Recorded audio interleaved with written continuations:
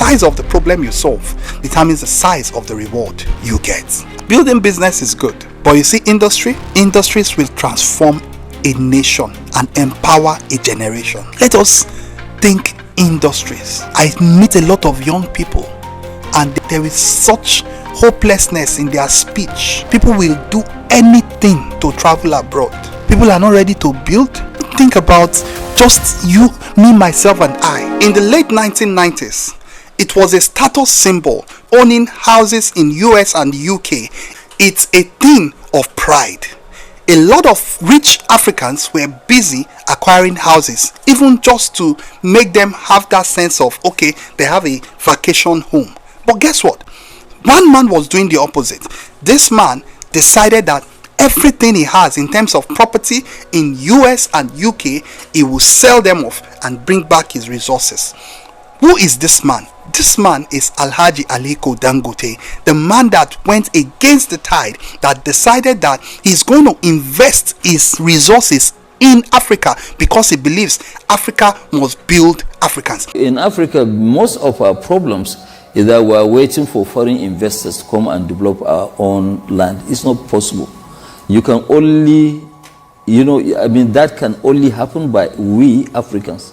We must lead, others will join us. If we don't commit our own funds to develop our continent, nobody will do that for us. That idea in itself is mind-boggling. A lot of people talk about it. A lot of leaders talk about it, but they don't invest in it. People will say, I believe in Nigeria, but they don't invest in Nigeria. We know what you believe in by the action you put in. It is that man that we want to study today. We want to look at his life and get some inspiration.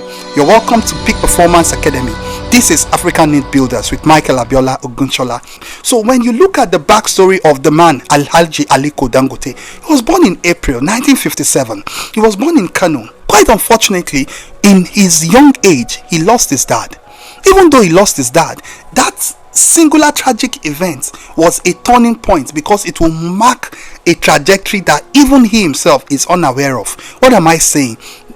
By the time he lost his dad, his mom brought him into her family, the family of the Dantatas. So Alhaji Sanusi Dantata, his grandfather, literally raised him. And Alhaji Aliko Dangote began to learn the value system of wealth building, the value system of creating value, the value system of putting humans above money. And as a result, you will later see that he had been taught how to be a problem solver even from his childhood. Little wonder today is Africa's richest. You see, when you look at that man, people talk about how wealthy he is, people talk about his philanthropy. We are talking about the man behind this success story. There is something about him that I want to point us to. Among many other things, this man is a man of conviction. You recall in our opening how I told you that he sold his property in late 1990s. Guess what? When he sold his property, he brought it back.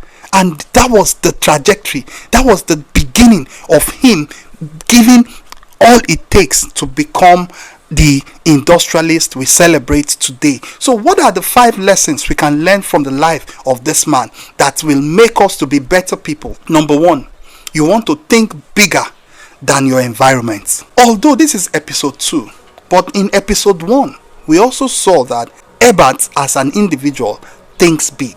Now we are seeing this think bigger again as another thread that is connecting the first and the second episode. What does that tell you? It then tell you that if you don't think big, you can't do big things. You don't think big, you can't do big things. Because let's look at it this way. 2 people are constructing. 2 people are working on a construction site. Somebody asked them, what are you guys doing? One of them said, can't you see, I'm breaking my back on a sunny day. And the other man said, oh, I'm building a cathedral. One is thinking beyond today. The other one is focused on today.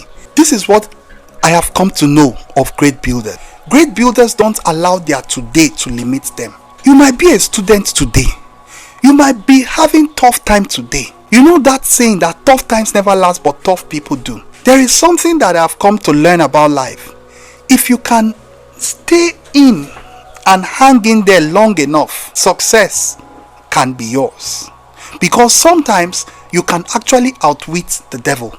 So don't think about your life. Don't summarize your life with today's reality, because honestly, life is in season. There are seasons where you will feel isolated and feel as if nobody cares, as if you are the only one suffering. I tell you this, if you will hang in there and continue to build, another season will come, and that is the season of laughter. That is one thing I want to encourage you to work with, even as a cue that we take from this man, that he thinks bigger than today. How do you explain it? People are talking about avoiding the oil business. Nigeria has had multiple refinery, private governments, Port Harcourt, Rivers, and just name all of the refineries everywhere. Well, they have all failed. But this man is thinking bigger. He's saying, yes, although they have failed, but I am going to take it on. And the rest is history, because we have the largest single refinery in Nigeria today, producing the best jet fuel. In fact, it's the highest producer of jet fuel across the world. Uncommon results, just because somebody dared to think and dream big. Another thing you want to do is to solve massive problems. So when Dangote started his business, he started out as a trader, right? So as a trader, he was into salt, cement, sugar. Just think about those day-to-day utilities. People build every day with cement. People consume sugar, and people use salt to season things.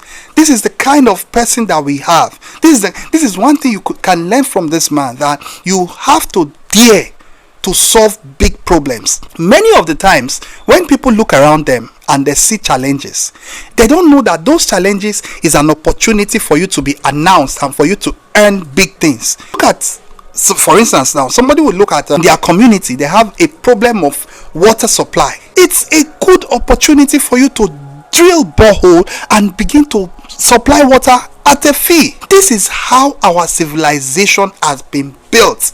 People seeing problems and solving it. Most of the time, people that complain about other people, they are the ones that are not solving problem. I remember I think I saw something on the news how some people took protest to Elon Musk's house. Now, when you look at Elon Musk, of course, he's the wealthiest man alive and he's soon to be a trillionaire, but it's just a matter of solving big problem. The man has given us electric vehicles. The man has given us large language model, talking about the Grok LLM. The man is taking people to space. The man is giving us solar. The man is giving us payment system. I can begin to count the things he has done. And if you talk about Aliko Dangote, the man is giving us salt, he's giving us flour, he's giving us petroleum, he's giving us fine fuel. You see, these are dimensions of taking on large, huge problems. If you can take on big problems, you will get the big bucks. So don't be quick to attack people making the big bucks. Rather, be part of those that want to build big things. Because if you are taking on big problem, it's a matter of time. The kind of reward that you will get will also be massive. Because the size of the problem you solve determines the size of the reward you get. Another thing we learn from Aliko Dangote is you want to play the long game. Aliko Dangote is somebody I love and respect because he has taught us how to play the long game. When we say play the long game, what are we saying? So when you look at Aliko Dangote, he started out as a trader. From trading, he would later become an industrialist. But even as a trader, he began to trade on commodities, and through that trading, he built a network of conglomerates, he built a network of customer base and clientele, such that he's a distributor, he is relating with people, he is getting to expand his brand. Just look at, between when he started his business, there was a season in his life where his business was met with a lot of uncertainties in governance, uncertainty in the political landscape. Talking about for more than 20 years, he stayed with being a trader. It was after being a trader, he himself said, he now went into what he calls backward integration. That the same product I have traded, I have distributed, and now want to manufacture. It is the long game. Those 20 years when he was doing the trading aspect of this business, he was actually understudying the business to know the ropes. And that's what I want to tell people. Many of the times, people want to do 10 things 10 times. It is a Chinese proverb that says, do one thing 10 times. So you want to be a master. You want to be in it for the long run. Don't just be, there is this Silicon Valley idea. We just want to build a business, scale it and sell it. No, you want to build to last. You want to play the long game. Now, look at again. When it was time for him to take on the refinery project, as I was studying I saw something about this man. I said, this man is a never give up man. For more than 4 years, he had to battle how to get the land for the factory. There was a back and forth between him and the land guys. 4 good years. It's enough for him to give up, but he stayed there. That's what am I saying? I'm talking to you, dear builder, dear young builder, that even though what you are building today, it seems as if you are meeting a gridlock, it doesn't mean you should quit on it. It just means that you should re-strategize. Because Dangote, he built that refinery for over a decade, and eventually with multi-tens of billions of dollars, although he met a lot of persecution and resistance, despite all, he stayed there. He weathered the storm. He said, giving up is not an option. In fact, guess the people that came against him? The cabals. Because this is a man building refinery. Now, as he has, upon completion of the refinery, there will be no need for us to import fuel, and hence there will be no need for us to subsidize. He faced all those resistance, and today the refinery is a reality because he played the long game. If he had given up by the 4th year, when the land issues were getting to him, we would not have the Dangote refinery. If he had given up during the military interruption of our democracy, today we will not have the Aliko Dangote group. So I put it to you that what is that idea you have? What is that business you are building? What is that pursuit you are going after? Don't do it as a sprint. Do it as a marathon. That come rain, come shine. This is where we live. Until we get result out of this place, we are not going. Because it is that same long game mindset that, I have been thinking about Alhaji Aliko Dangote as regards his mindset. Because think about it, this man literally got the opportunity to go and study at Cairo, Egypt, and he could have as well looked for how to plant himself there. Or even when he had houses abroad, he could have as well sell his businesses and just coast and say, no, I don't want to be an industrialist. I've not even finished, achieving being a trader. Let me remain as a trader. Or let me just leave this idea of building Africa. No, the man stayed. He said, I'm playing the long game. He studied in Cairo, came back to Nigeria.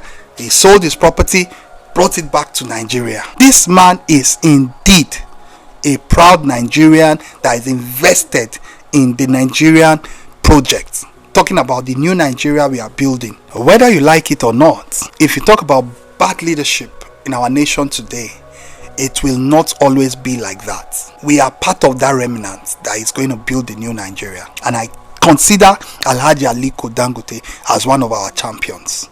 Because one thing that has made me to respect this man, if you didn't even take away anything, I can tell you for a fact that people pay lip service to investing in Africa. But Alhaji, he walked his talk, sold off everything and brought back everything. That for me, it's a singular act of honor. Let's continue even as we delve into point number 4. So, another lesson you want to learn from Alhaji is build industries and not just businesses. Building business is good. Business can feed your family. But you see, industries will transform a nation and empower a generation. So as I was equipping myself for this conversation, one of the interviews I saw where Alhaji Aliko Dangote was asked, what will he want to be remembered for? And the man said something, and I said, wow, this is truly an Afrocentric man. This is truly the man that believes in the Africa First agenda. He is our champion, I must say. And what did he say? He said, I want to be remembered for one thing, and I want to be the man that will be remembered that I industrialized Africa. I said, this is mind-boggling. One man, one mission. I said, this aligns with our Africa First agenda, building homegrown businesses. Let us think industries. I meet a lot of young people, and there is such hopelessness in their speech. People will do anything to travel abroad. People are not ready to build. If you can be like our man, Alhaji Aliko Dangote, don't think about just you, me, myself, and I. Look at this. As a young person, let's look at TDA. So TDA has this fashion outfit that is known for speed. But who was TDA? TDA started his business a little less than 10 years, plus or minus within the 5 to 10 year mark is how long TDA's business has been around. And what does TDA do? TDA basically is the kind of person that thinks industries. At the time he was out of work, he said to himself, I'm going to start a business. He put 200,000 naira together and start his TDA fashion line. And what does he do? He basically gets tailors. He trains tailors, he equips them, he makes them to think 21st century excellent service. He makes them to deliver on promise. He is the administrator that makes efficiency work in the artisan space. If there is one thing you know about tailor, is they can promise and fail. But TDA say, you see that gap, you see that problem, I'm going to solve it. He has chains of tailors. He works with them as a team. They do things together and they are able to achieve impeccable results. So he is thinking institution, is thinking industries. That's how you build. When you think industries, when you think building people, equipping people, empowering people. A lot of people say something, I don't agree with it and I question it. And what is that thing? That is lonely at the top. It is lonely at the top because you rose to the top alone. As a great leader, you want to rise to the top with people. You want to, you know what I said in one of our videos, an African proverb, that if you want to go far, you go with people. But if you want to go fast, you go alone. I'd rather go far because you can be going fast, going nowhere. So let us think building people like our man. We build industries. And lastly, we want to expand our capacity. You see, that's what this conversation is all about. Expanding the capacity of the African businessman. Expanding the capacity of the average person out there. Making you see that there are possibilities and opportunities in Nigeria if you only see it from that lens. Because ultimately we see life from our lenses. And it is the lens you put on that determines how life will treat you. Some people believe that you can't make it in Nigeria. Honestly, even if you pour a gallon of oil on their head, they will not make it in Nigeria. Because there is a deep-seated conviction that they cannot make it. Part of the reason why we are studying this man is he is a man of great conviction. The conviction Aliko goes around with is Africans must build Africa. Nigeria and Africa must consume what we produce and produce what we consume. That's why he started out selling those things so that we don't produce, but he will later produce them. And the height of his success is coming to a place where today he is the owner of the largest refinery. And that's not all of it. His industry is in Nigeria. His factories are in Nigeria. Factories are spread across the continent. Now he's an institution builder. He's building nations through business. Somebody asked him, will he consider being a politician? I personally will not even advise him to be one. Thank God he said he doesn't want to be. Because what he is doing through his businesses is worth more than probably what 100 politicians can do combined. Yes, in politics, they have power. But if you don't have business sense, You cannot you can't go far with power. Because when you look at some countries on the continent of Africa, with everything we have, because we lack business sense, entrepreneurship capacity, we cannot harness them. And so let's be like our man Alhaji Aliko Dangote. He started out as a trader. From a trader, he became a distributor. From a distributor, he became an industrialist. From industrialist, he's now an institution builder. At every level, he kept on pushing, he kept on stretching and expanding himself. So don't get to a place of comfort and convenience. Many of the times when you look at the wealthy people, it's no longer the money that is motivating them. Yes, don't allow your life to be driven by money. Allow your life to be driven by value. Allow your life to be driven by vision. And so I'm going to say this as we begin to wrap up, that if Africa must grow, we must be committed to the Afrocentric idea. We must be committed to seeing beyond our problem. Let us change the narrative. Let us not be part of those that are, dragging down this country. There's a lot of good things that are happening in as much as the bad is happening. I was telling somebody that when you look at Nigeria, it's a very complicated country, and leading a country like Nigeria requires grace. Do you know that Lagos State alone, if it were to be a country, it would probably be the 7th largest on the continent, if not even the 5th. Now imagine that kind of state is part of the 36 states of the country. What does that tell you? Nigerians, we are very resilient. We are big as a nation. Let us foster the unity of this nation. Let us be part of those that are building something.